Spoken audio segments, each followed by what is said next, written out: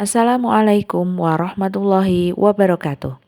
Perkenalkan, saya Nur Aini Amalia, calon guru penggerak Angkatan 10 Kabupaten Boyolali.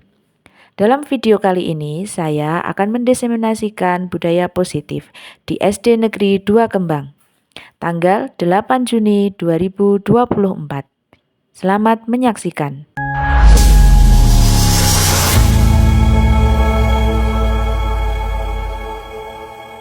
Wabarakatuh. Selamat pagi, salam sejahtera untuk kita semua.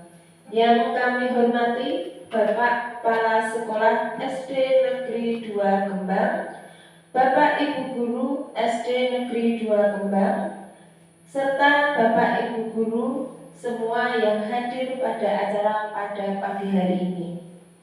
Puji syukur kehadirat Allah yang Maha Kuasa, karena limpahan rahmat dan hidayahnya kita dapat berkumpul pada pagi hari ini dalam keadaan sehat walafiat tanpa kurang suatu apapun. Pada hari ini kita berkumpul dalam acara diseminasi disiplin positif yang akan disampaikan oleh Ibu Nur Aini Amalia, Sarjana Pendidikan. Pertama-tama, izinkan saya sebagai pembawa acara pada pagi hari ini untuk menyampaikan urutan acara. Yang pertama, pembukaan. Yang kedua, sambutan dari guru senior di SD Negeri 2 Kembang. Dan yang ketiga, pemaparan materi oleh Ibu Nur Aini Amalia. Untuk mempersingkat waktu, marilah kita segera memasuki acara. Yang pertama, marilah kita awali dengan pembacaan basmalah bersama-sama.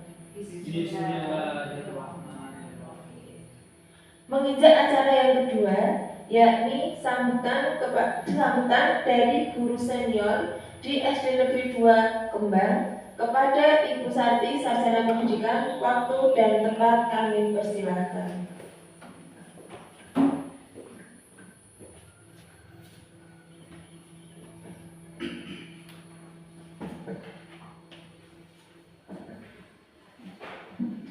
Terima kasih kepada pembawa acara yang telah memberikan waktu pada diri saya untuk menyampaikan sepatah dua kata dalam acara diseminasi disiplin positif pada hari ini.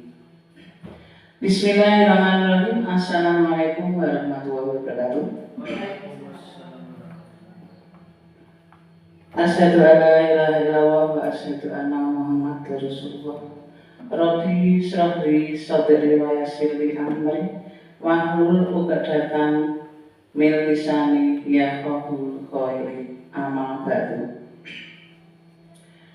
Kepada Bapak Kepala Sekolah yang kami hormati, meskipun tidak berkenan bersama dengan kita pada siang hari ini, yang terhormat Bapak Ibu Guru peserta diseminasi disiplin positif yang saya hormati dan saya banggakan.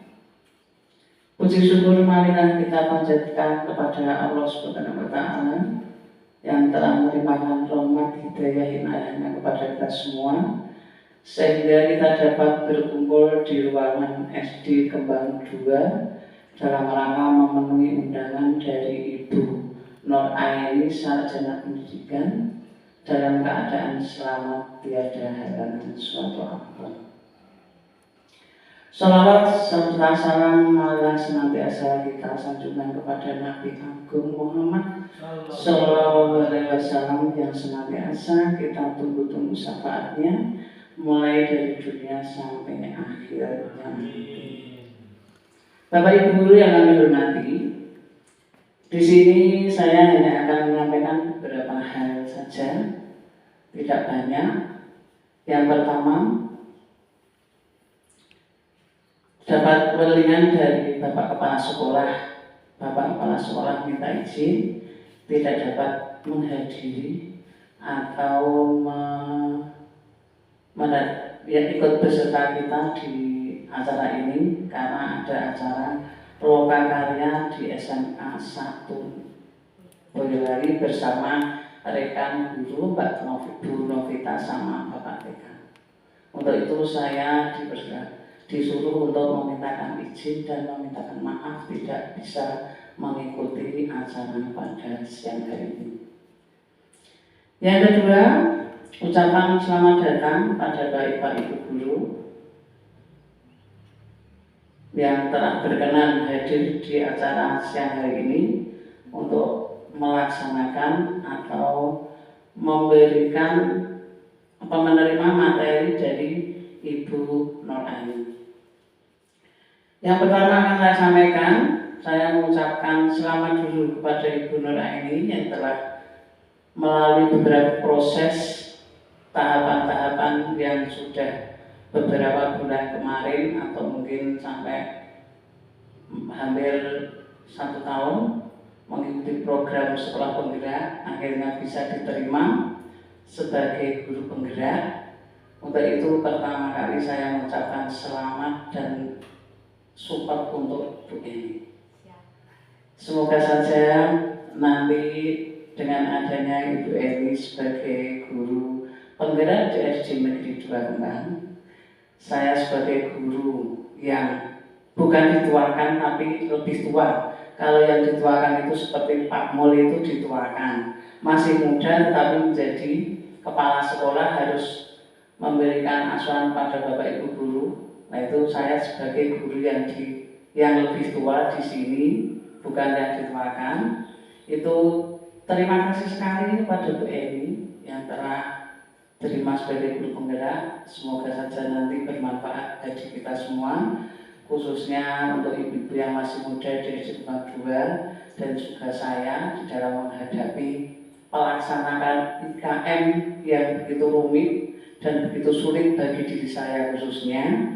Dan kalau Bapak Ibu guru yang masih muda, saya percaya itu bisa mengikuti dengan baik, bisa mengikuti informasi yang baru, bisa mengikuti kemajuan teknologi yang merupakan tuntutan dari IKM ini. Saya itu percaya pada ibu-ibu. Untuk itu dengan adanya Bu Eni bisa menjadi guru penggerak ini untuk ibu-ibu yang masih muda, semoga bisa mengikuti jejak Bu Eni, segera menyusul untuk menjadi seperti Bu Eni, menjadi guru penggerak dan bisa memberikan manfaat bagi kita semua sesuai dengan kode kita VIPO, virus positif dari Bu Eni untuk teman-teman dan juga SD 2. Semoga ke depannya nanti akan lebih baik, lebih maju, akan memberi perubahan yang positif dan lebih baik ke depannya nanti. Lebih-lebih pada diri saya yang masih banyak sekali kesulitan di dalam utamanya mengoperasi IT, minta bantuan dari Bu Eni dan pengarang dari Bu Eni bisa memberikan pencerahan pada kita semua, sehingga kita juga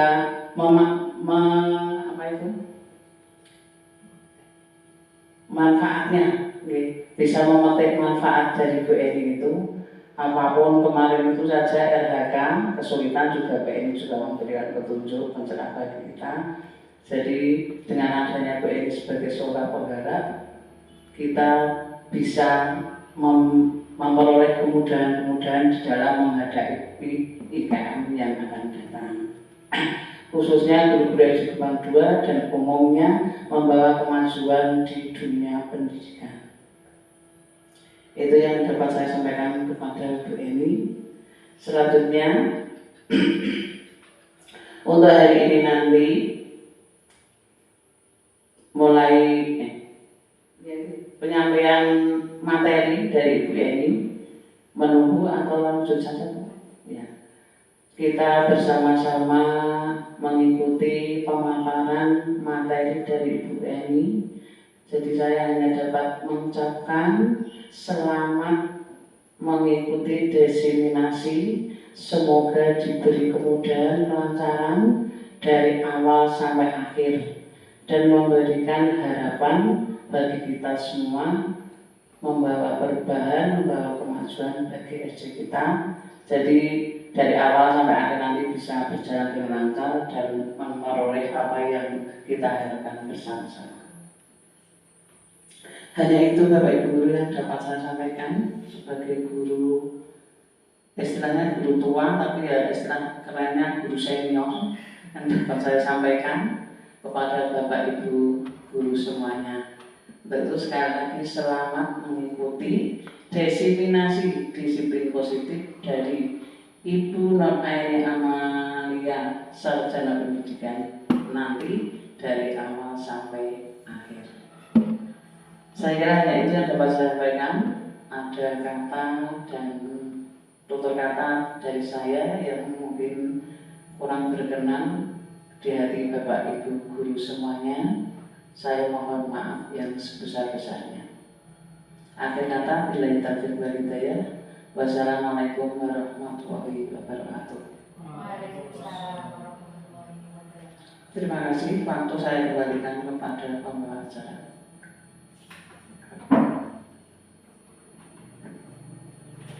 Terima kasih kepada Ibu Sarti, Sarjana Pendidikan, yang telah memberikan sepatah dua patah kata pada pagi hari ini.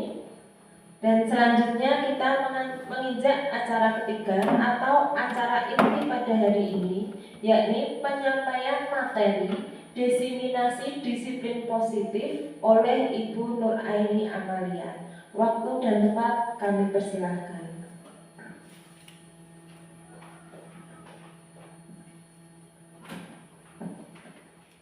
Bismillahirrahmanirrahim. Assalamualaikum warahmatullahi wabarakatuh.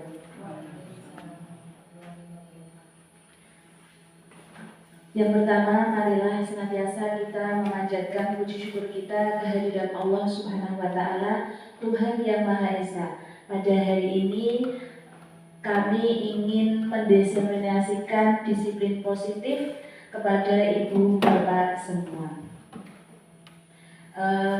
Kepada matur bahwa di sini saya bukan menggurui. Di sini kita istilahnya berbagi ilmu yang mungkin saya mendapatkannya terlebih dahulu daripada Ibu Bapak semua. Dan nanti apabila ada hal yang kurang berkenan, saya mohon maaf, atau mungkin ada materi-materi yang mungkin kurang difahami. Baiklah Bapak Ibu, akan kami mulai diseminasi disiplin positif oleh Nuraini Amalia, calon guru penggerak angkatan 10 Kabupaten Boyolali. Capaian pembelajaran pada kali ini adalah memahami konsep budaya positif yang di dalamnya terdapat konsep perubahan paradigma stimulus respon dan teori kontrol. 3. Motivasi perilaku manusia, motivasi internal dan eksternal, keyakinan kelas, hukuman dan penghargaan. 5. Kebutuhan dasar manusia. 5. Posisi kontrol guru dan segitiga restitusi. Kemudian menerapkan strategi disiplin positif yang memerdekakan murid untuk menciptakan ekosistem sekolah aman, nyaman, dan berpihak pada murid. Jadi kali ini nanti harapannya adalah setelah kita mempelajari materi akan tercapai tujuan pembelajarannya. Nah, Bapak Ibu, sebelum mulai ke materi, ada pertanyaan pemantik untuk panjenengan. Bapak Ibu setuju atau tidak? Yang pertama, hukuman dapat mendisiplinkan anak. Bapak Ibu setuju atau mboten menika? Setuju. Ada yang setuju, ada yang tidak. Oke, mboten nama-nama. Untuk pertanyaan kedua, pemberian hukuman dengan hal positif seperti membaca di perpustakaan atau membersihkan halaman sekolah. Apakah membaca dan membersihkan halaman sekolah itu dapat meningkatkan disiplin anak? Bisa. Oke. Oh belum, oke. Bu Riri belum, Pak Rozak sudah, atau Pak Rozak setuju dan Bu Riri tidak setuju. Oke, tidak apa-apa. Bu Febri setuju atau tidak? Oh setuju. Apakah karena berdekatan dengan Pak Rozak? Jawabannya sama? Oh, katut Pak Razak. Oke. Yang ketiga, memberi penghargaan dapat meningkatkan motivasi belajar anak. Jadi, biar anak termotivasi untuk belajar, kita memberi penghargaan. Bapak Ibu setuju atau tidak? Setuju. Oke, Bu Riri setuju. Bu Aziza setuju? Oke, baiklah. Nah, pertanyaan-pertanyaan ini nanti akan terjawab pada materi-materi berikutnya yang ada di slide-slide berikutnya. Pembahasan yang pertama yaitu disiplin positif dan nilai-nilai kebajikan universal. Yang pertama ini perubahan paradigma. Ini ada sedikit permainan atau ice breaking sebentar. Nah, di sini kita diminta untuk menyobek secari kertas, kemudian tuliskan benda yang sangat berharga di kertas tersebut. Ini kalau monggo.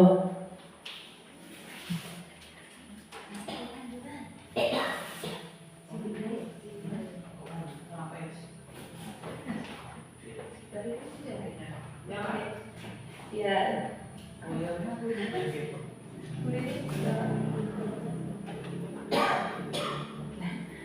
Di sini perintahnya adalah untuk menuliskan benda atau sesuatu yang sangat-sangat berharga. Panjenengan bisa menuliskan apa saja yang menurut panjenengan itu berharga. Misalnya HP boleh, mobil boleh, rumah boleh, atau apa saja yang sangat-sangat sangat-sangat berarti kagum panjenengan.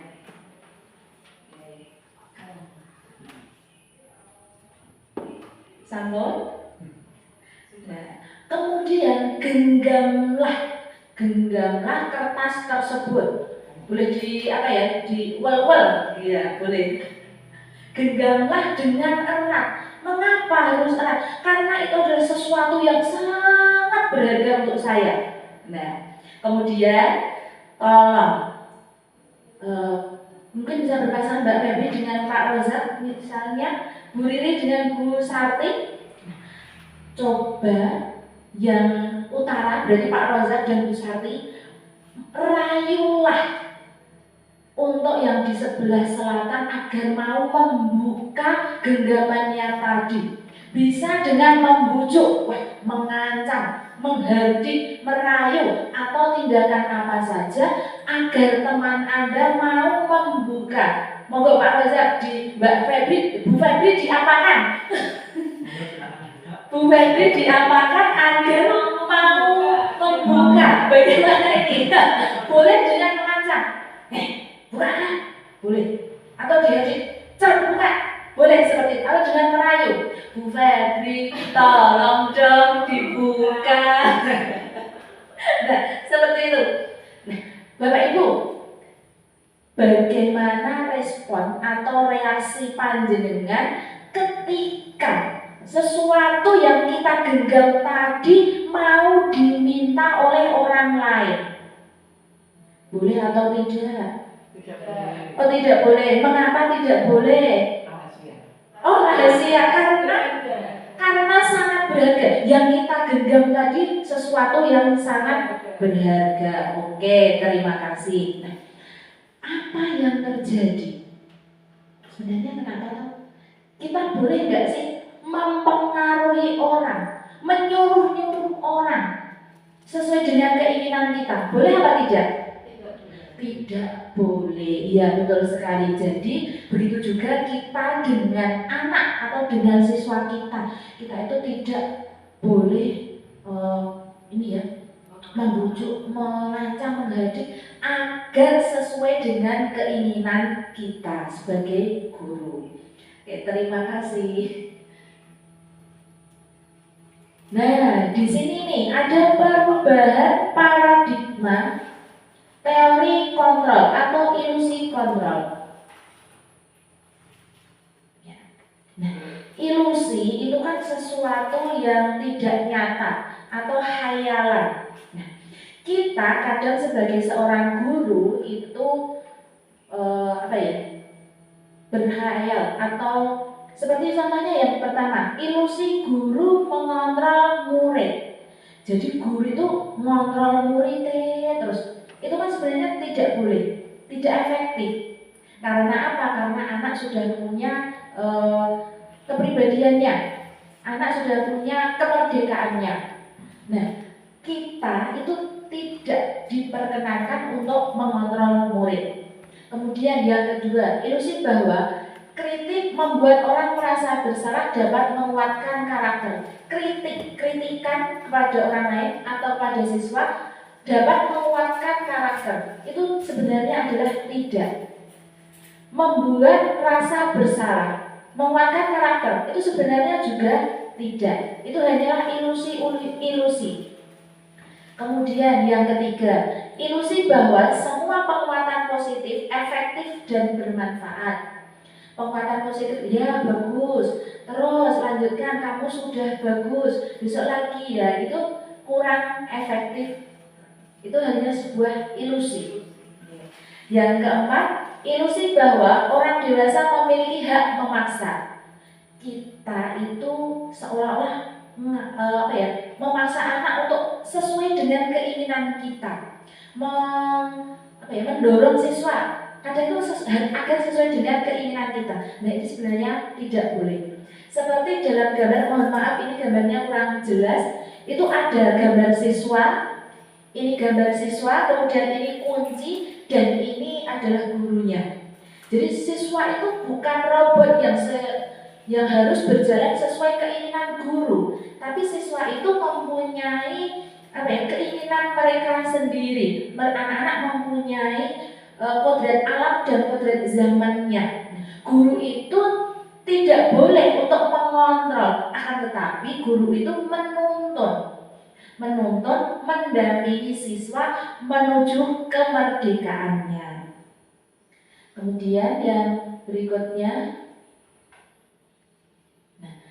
nah di sini ada perubahan paradigma stimulus respon dan teori kontrol. Stimulus respon contohnya realitas atau kebutuhan kita sama, akan tetapi tidak. Kebutuhan kita itu sebenarnya adalah berbeda. Kebutuhan anak-anak pun juga berbeda. Nah, disitulah akan ada pembelajaran berdiferensiasi. Kemudian, semua orang melihat hal yang sama. Itu tidak, karena setiap orang memiliki gambaran yang berbeda.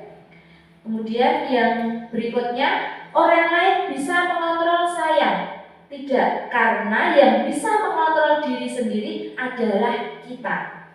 Kemudian, pemaksaan ada pada saat bujukan gagal. Tidak, akan tetapi kolaborasi dan konsensus menciptakan pilihan-pilihan baru. Kemudian stimulus responnya adalah modal berpikir menang atau kalah. Teori kontrolnya adalah modal berpikir menang. Seperti itu. Berikutnya, apakah makna disiplin? Berasal dari bahasa Latin disciplina yang artinya belajar. Makna asal kata ini berkonotasi dengan disiplin diri dari murid Sokrates dan Plato. Disiplin diri membuat orang menggali potensinya menuju sebuah tujuan apa yang dia hargai. Namun dalam budaya kita, disiplin itu mengalami pergeseran, yaitu sesuatu yang dilakukan seseorang pada orang lain untuk mendapatkan kepatuhan. Kecenderungan umum adalah menghubungkan kata disiplin dengan ketidaknyamanan, bukan dengan apa yang kita hargai atau pencapaian suatu tujuan mulia. Berikutnya adalah nilai-nilai kebajikan universal. Nilai-nilai kebajikan adalah sifat-sifat positif manusia yang merupakan tujuan mulia yang ingin dicapai setiap individu. Nilai tersebut bersifat universal dan lintas bahasa, suku bangsa, agama maupun latar belakang. Setiap perilaku atau perbuatan memiliki suatu tujuan menurut Dr. William Glasser pada teori kontrol 1984. Dengan mengaitkan nilai-nilai kebajikan yang diyakini seseorang, maka motivasi intrinsiknya akan terbangun, sehingga menggerakkan motivasi dari dalam untuk dapat mencapai tujuan mulia yang diinginkan. Ini menurut Diana Gosen tahun 1998. Nah, nilai-nilai kebajikan atau nilai-nilai mulia yang ingin dicapai oleh setiap anak Indonesia itu kita kenal dengan profil pelajar Pancasila. Ada 6 dimensi. Ada apa, Bu Febri, contohnya? Ya, oke, Pak Reza? Sama, oke. Bu Sarti, ada 6 dimensi, Bu? Apa saja, Bu? Bertakwa, gotong royong, mandiri, kreatif,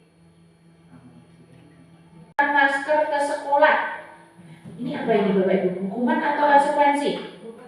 Hukuman, ya betul.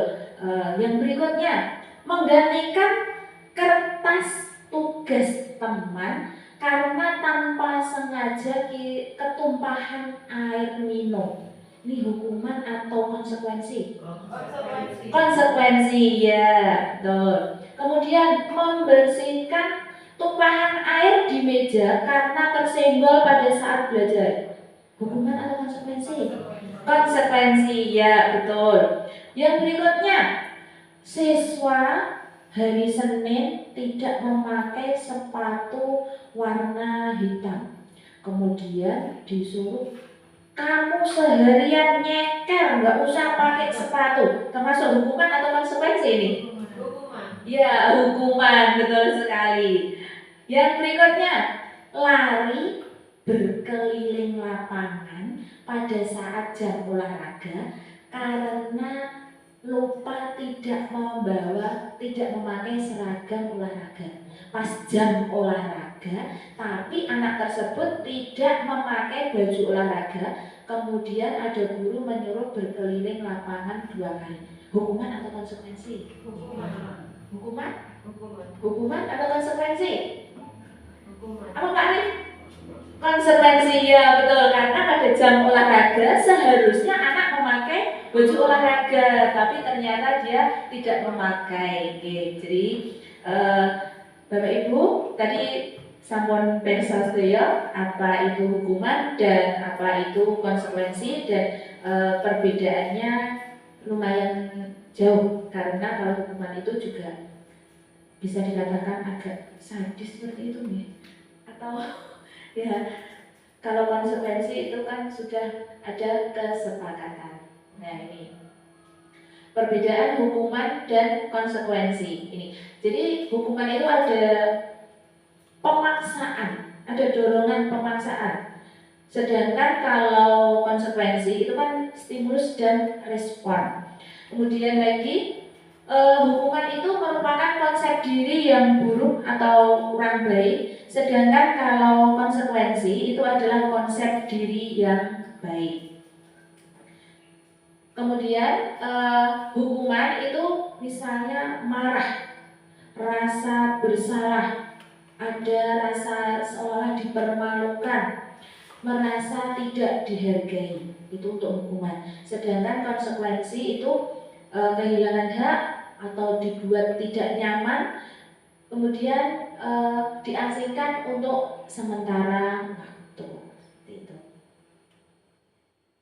Nah, berikutnya adalah keyakinan kelas. Nah, mengapa tidak peraturan saja, tapi kok keyakinan? Yang pertama, mengapa kita memiliki peraturan harus menggunakan helm bila mengendarai kendaraan roda 2? Mengapa Bu Dia kok harus pakai helm? Menjaga keselamatan diri. Oke, untuk menjaga keselamatan diri. Bu Rima, kenapa Bu Rima? Oke, untuk keselamatan diri. Yang kedua, mengapa kita memiliki peraturan 3M, terutama kemarin waktu masih COVID itu ya, menggunakan masker, mencuci tangan, menjaga jarak. Kenapa kok kita harus melakukan hal-hal tersebut?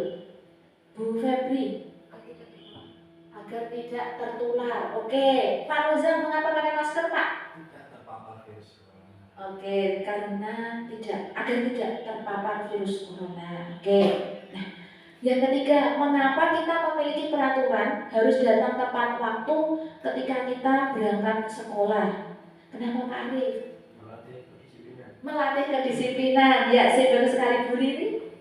Supaya kita tidak tertinggal kegiatan yang dilakukan di sana. Oke, agar tidak tertinggal. Nah, Bapak Ibu, dari 3 contoh ini kan merupakan keyakinan. Kita yakin bahwa dengan melaksanakan itu, misalnya kita menggunakan helm, itu kita yakin kita menjaga keselamatan diri. Tadi seperti jawabannya Bu Diah dan Bu Rima. Kemudian, mengapa kita memakai masker atau 3M? Agar kita terjaga kesehatannya. Kan kita meyakini dalam diri kita, jika saya melakukan ini, maka akan seperti ini. Nih, keyakinan kelas. Mungkin Bapak Ibu semua juga sudah membuat keyakinan kelas pada kelas masing-masing. Nah, keyakinan kelas adalah nilai-nilai kebajikan universal yang disepakati secara tersirat dan tersurat, lepas dari latar belakang suku, agama, bahasa. Bentuk dari keyakinan kelas itu yang pertama bersifat abstrak, lebih rinci dan konkret. 2. Berupa pernyataan-pernyataan universal. 3. Pernyataan dibuat dalam bentuk positif. 4. Pernyataan tidak terlalu banyak sehingga mudah diingat dan dipahami oleh semua warga sekolah. Berikutnya, dapat diterapkan di lingkungan tersebut. 6. Adanya kontribusi dari semua warga kelas dan pembuat keyakinan kelas lewat kegiatan curah pendapat. Yang terakhir adalah ditinjau kembali dari waktu ke waktu. Kalau dulu itu keyakinan kelas itu kita sebut sebagai peraturan kelas. Akan tetapi peraturan kelas itu kan istilahnya seolah-olah guru yang menentukan aturannya kalau masuk kelas 5 adalah seperti ini. Kemudian peraturan itu kita geser menjadi keyakinan kelas. Ada dialog antara guru dengan siswa. Baiknya bagaimana ya agar kelas kita menjadi kelas yang tenang, kelas yang damai, kelas yang semangat, kelas yang meriah, kelas yang maju. Nah, di sini ada dialog-dialog antara siswa dengan guru, dan siswa itu dapat melakukannya. Tadi kan disampaikan hal-hal yang positif mudah diingat, mudah dilaksanakan. Jadi kalau sudah ada kesepakatan antara guru dengan siswa tentang keyakinan kelas ini, maka kita harapkan siswa dapat secara berasal dari dirinya sendiri itu untuk menyepakati itu, keyakinan, sudah meyakini untuk melakukan hal yang sudah disepakati tersebut. Jadi tadi ada teori kontrol bahwa guru itu tidak sepenuhnya mengontrol siswa. Nah, dari peraturan kelas itu kemudian berkembang menjadi keyakinan kelas. Kemudian dengan adanya keyakinan kelas itu akan membentuk lingkungan yang positif. Nah, dari lingkungan yang positif ini nanti akan membentuk sebuah budaya positif yang dapat kita kembangkan di sekolah. Berikutnya adalah kebutuhan dasar manusia.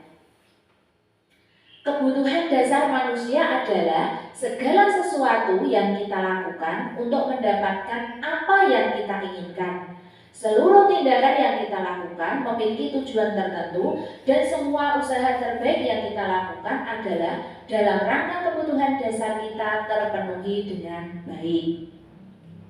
Nah, Ada 5 kebutuhan dasar manusia. Yang pertama yaitu bertahan hidup. Contohnya makan, pakaian, tempat tinggal, keamanan, kesehatan. Yang kedua, kasih sayang dan rasa diterima. Rasa diterima, rasa dipedulikan, berbagi, kerjasama, kemudian menjadi bagian dalam kelompok. Yang ketiga yaitu penguasaan, tentang harga diri, keyakinan untuk dianggap, memimpin, berprestasi, diakui, didengar. Nah, yang keempat adalah kebebasan, mandiri, memiliki pilihan, mencoba hal baru, mampu mengendalikan arah dirinya. Dan yang kelima, yang terakhir yaitu kesenangan, bermain, humor, antusiasme, tertawa. Jadi ini adalah kebutuhan dasar manusia. Ada 5 yaitu bertahan hidup, kasih sayang, penguasaan, kebebasan, kesenangan. Begitu juga dengan siswa-siswa kita juga memiliki kebutuhan hidup yang seperti itu. Berikutnya adalah 5 posisi kontrol kita sebagai seorang guru. Yang pertama yaitu penghukum. Yang kedua, pembuat rasa bersalah. Yang ketiga, teman. Yang keempat, pemantau. Dan yang terakhir adalah manajer. Nah, 5 posisi kontrol ini kita sebagai guru berhadapan dengan siswa. Kadang kita itu memposisikan diri kita sebagai seorang penghukum, guru tapi menghukum. Contohnya seperti anak tidak mengerjakan PR. Ayo kamu keluar sana, kerjakan lagi di bawah pohon sana. Nah itu kita sebagai penghukum. Kemudian yang kedua, pembuat rasa bersalah. Ini contohnya dari penerapan 5 posisi kontrol sebagai seorang guru. Sebagai contohnya penghukum, hormat bendera selama 30 menit. Bu guru tadi melihat kamu tuh obah gerak aja, gak fokus ketika upacara. Selesai upacara ini nanti kamu hormat bendera selama 30 menit. Ini posisi guru sebagai seorang penghukum. Yang kedua yaitu membuat rasa bersalah. Contohnya seperti ini. Berapa kali sih bu guru harus memberitahu kamu ini selalu saja membuat bu guru kecewa. Jadi anak itu merasa bersalah karena kita mengucapkan kalimat yang seperti itu. Yang ketiga, kita memposisikan diri sebagai teman.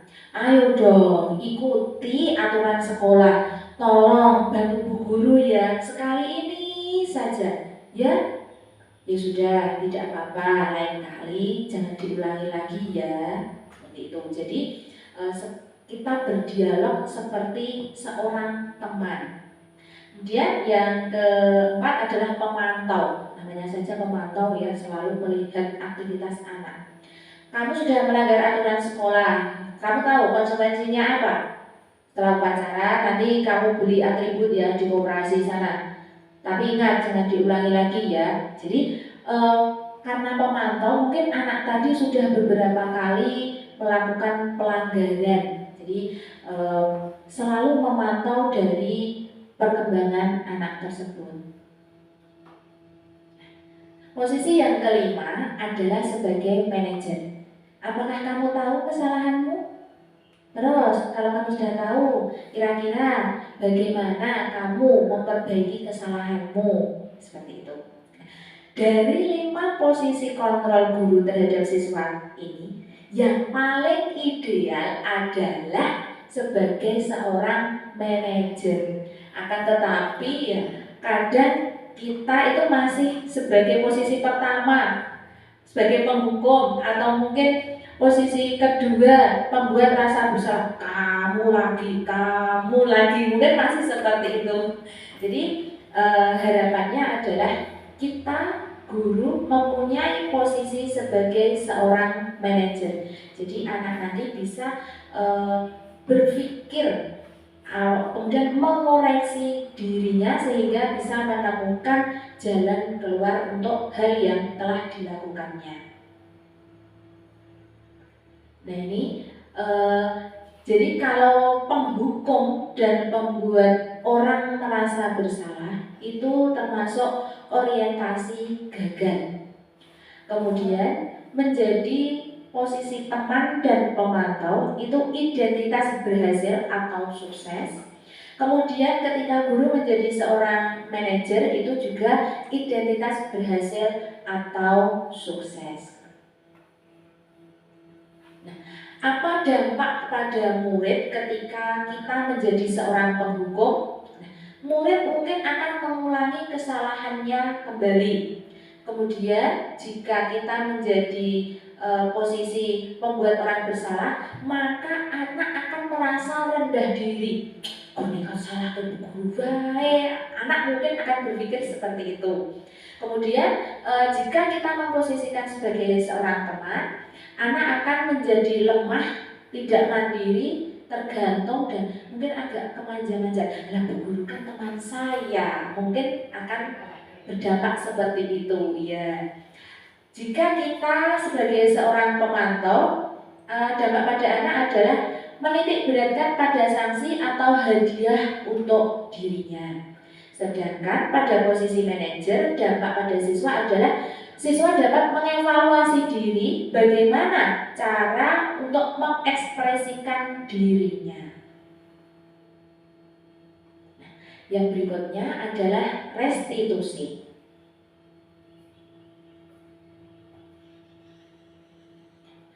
Restitusi adalah proses menciptakan kondisi bagi murid untuk memperbaiki kesalahan mereka sehingga mereka bisa kembali pada kelompok mereka dengan karakter yang lebih kuat.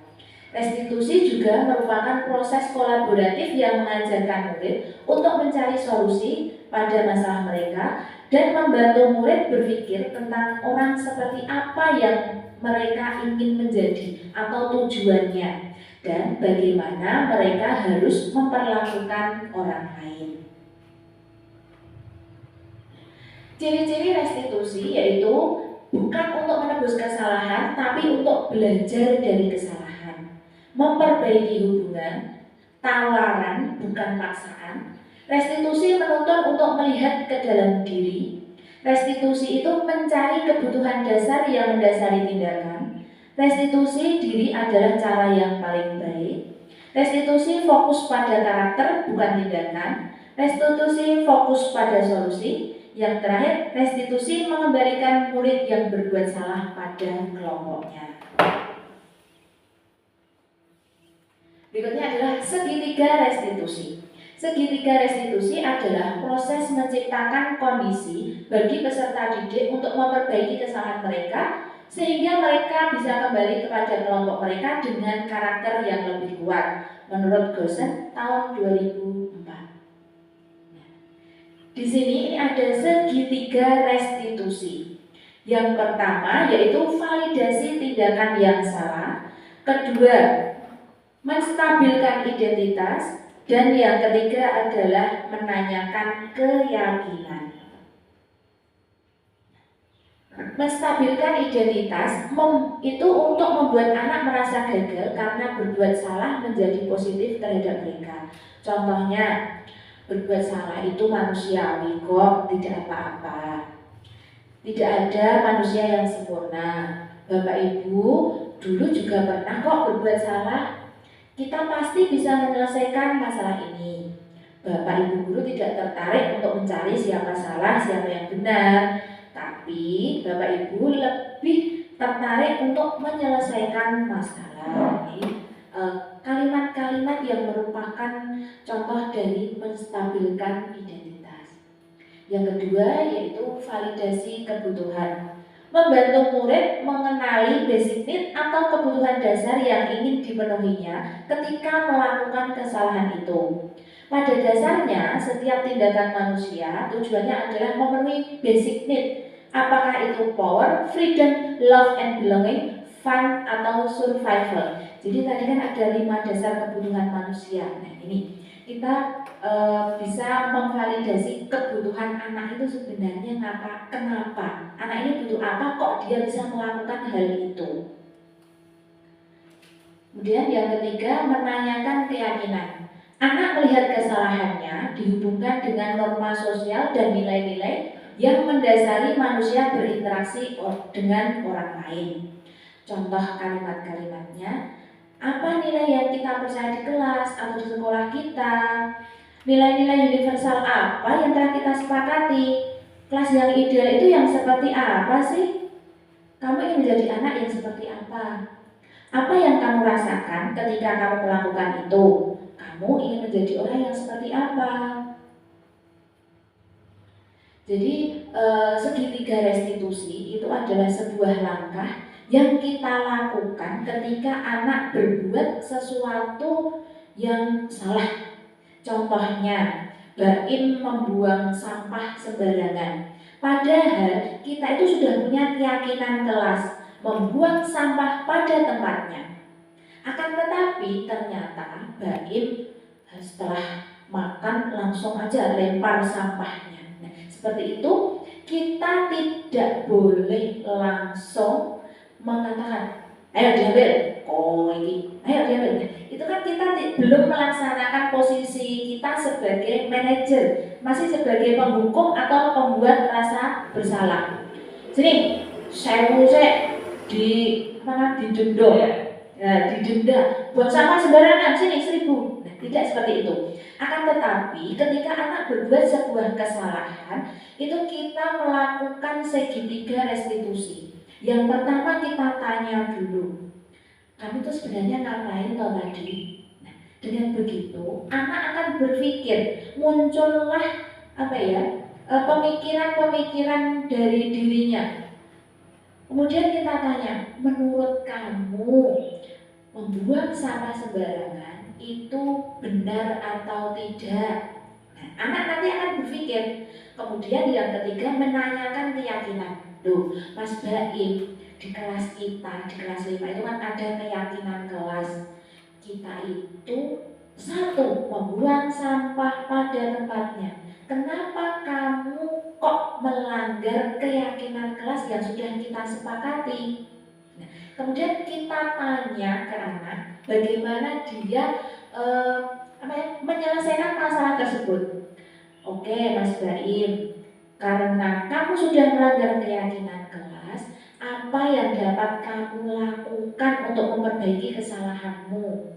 Saya akan mengambil sampahnya, memungut dan kemudian membuang di tempat sampah, Bu. Nah, idealnya seperti itu. Sekali lagi, ketika anak berbuat salah, kita tidak boleh langsung menjustis atau menghukum, memberikan hukuman sehingga anak merasa bersalah. Akan tetapi kita sebaiknya adalah melakukan restitusi melalui 3 tahap yang dikenal dengan segitiga restitusi, sehingga anak akan muncul rasa percaya dirinya, kemudian berpikir atau bernalar bagaimana memecahkan sebuah permasalahan dan juga mengingatkan tentang keyakinan kelas yang sudah disepakati tadi. Yang berikutnya adalah disiplin positif. Disiplin positif itu yang pertama teori kontrol atau teori pilihan menurut Dr. William Glass.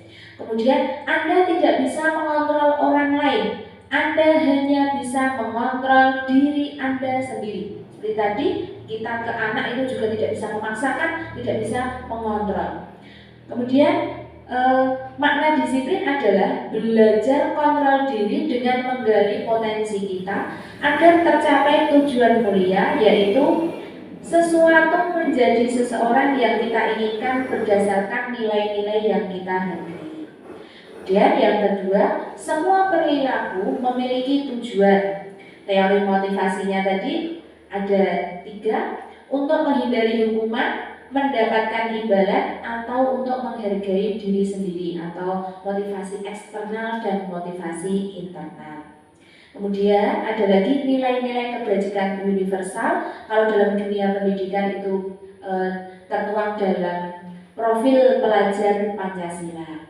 Nah, kemudian penerapannya di kelas adalah dengan adanya keyakinan kelas. Berikutnya, model berpikir menang-menang, kolaborasi, dan konsensus menciptakan pilihan-pilihan baru. Ada 5 posisi kontrol kita sebagai seorang guru: penghukum, pembuat rasa bersalah, teman, pemantau, dan manajer. Nah, untuk menjadi seorang manajer kita dapat melakukan yang namanya tadi segitiga restitusi melalui proses menstabilkan identitas, validasi kebutuhan, dan menanyakan keyakinan. Kemudian realitas atau kebutuhan kita berbeda. Kita berusaha memahami pandangan orang lain tentang dunia. Setiap orang memiliki gambaran berbeda.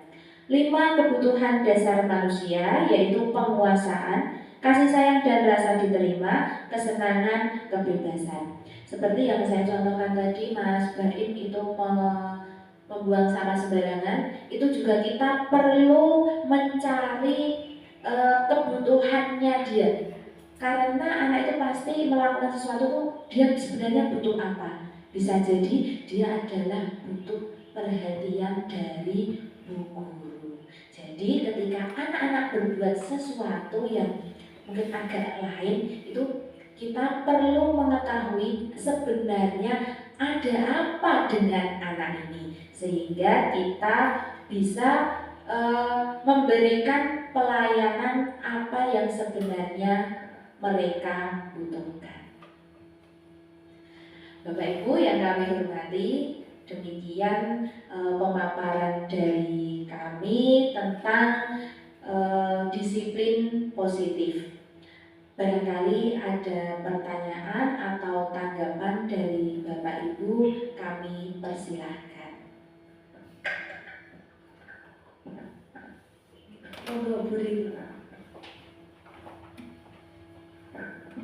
Assalamualaikum warahmatullahi wabarakatuh. Waalaikumsalam warahmatullahi wabarakatuh. Saya mengucapkan terima kasih kepada Bu Aini karena materi-materi yang disampaikan hari ini terus terang itu ilmu baru untuk saya, dan sekarang menjadikan bahan introspeksi diri untuk saya, karena ternyata apa yang sering saya lakukan, sering ya Bu, bisa sering saya lakukan di kelas, saya lakukan di sekolah itu ternyata belum tepat. Seperti contohnya ketika anak tidak mengerjakan PR itu memang benar, saya pasti kamu mengerjakan PR-nya di depan kantor, diawasi Bapak Kepala Sekolah. Saya sering seperti itu, bahkan tidak menanyakan alasan anak ketika kenapa kok sampai PR-nya tidak dikerjakan. Jadi materi Bu Aini ini menjadi bahan introspeksi untuk saya nanti supaya hal-hal seperti itu tidak terulang kembali, dan ketika ada sebuah kejadian, ada permasalahan atau ada sesuatu yang terjadi nanti bisa saya hadapi dengan lebih bijaksana lagi. Apalagi ada segitiga restitusi tadi, bagaimana saya ke depan akan belajar sedikit demi sedikit untuk menerapkannya. Begitu. Terima kasih ya. Terima kasih kepada Bu Riri atas tanggapannya. Semoga materi yang tadi kami sampaikan bisa diaplikasikan. Saya juga sebelum mengikuti program guru penggerak ini juga sama Bu, masih sering melakukan hal-hal yang ternyata salah gitu. Nah, ya ternyata kurang pas atau tidak efektif untuk anak-anak kita, karena kadang juga malah membuat anak-anak menjadi kurang bersemangat atau down, dan ternyata itu adalah kesalahan kita. Terima kasih untuk Bu Riri. Barangkali ada lagi Bapak Ibu yang memberikan tanggapan.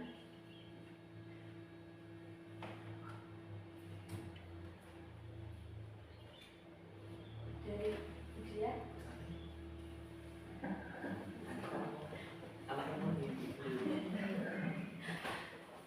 Ya, terima kasih Bu Reni atas materi yang disampaikan. Nah, dari materi yang saya terima ini tadi membuat saya berpikir, oh iya ya, ternyata selama ini yang saya lakukan itu belum tepat. Nah, setiap kali ada anak yang berbuat kesalahan, saya hanya menghukumnya saja sehingga anak itu tidak mau memperbaiki kesalahan, tapi hanya akan mengulang dan mengulang.